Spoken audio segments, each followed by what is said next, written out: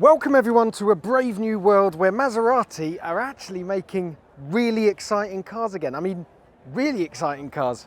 This thing is the project formerly known as Project 24. It's got a new name now. It's called the MCXtrema, and it is essentially a track-only version of the MC20 supercar, except there's a bit more to it than that. So it does share some basic components with that MC20. It's got the same carbon monocoque, the engine, the 3-litre twin-turbo Nettuno V6. It shares the basic block with that, but then it's got new turbos on top. It's got a new intake. Look at this massive roof scoop intake here. I'm a big fan of that. A new exhaust system, new electrics, and so power goes up from about 621 brake horsepower in the road car to 730 brake horsepower in this, which is much better. Now, you may remember the last time that Maserati did a track-only version of a road car was, can you guess?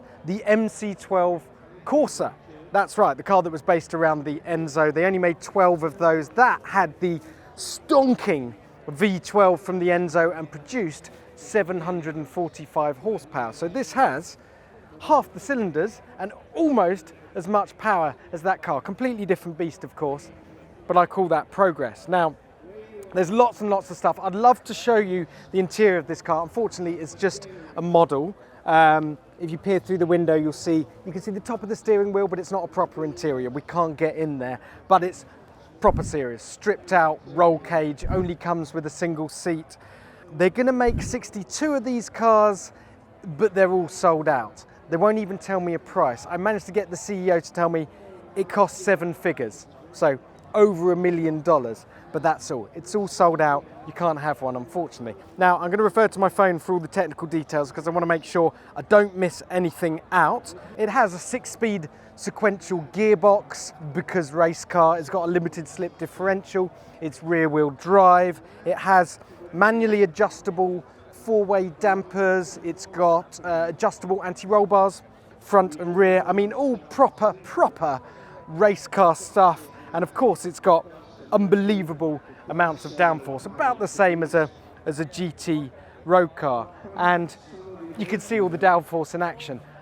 It's hard to describe just how different this thing is from the MC20 road car. That, of course, is quite a minimalist, quite an elegant design, isn't it? This thing just goes full brutal with the nose that projects way out. You've got the splitter, the 2-part splitter there with the gap in the middle. The scoop we've talked about. I love these wheel covers. I thought they were something to do with slicing through the air more efficiently. No, they're about channeling more air into the brakes to keep them cool when you're pummeling around the track. You've got these flying buttresses here. You've got a big manually adjustable wing at the back. It does look full-on bonkers, and so it should for £1 million for a Maserati. I'll tell you the crazy thing though.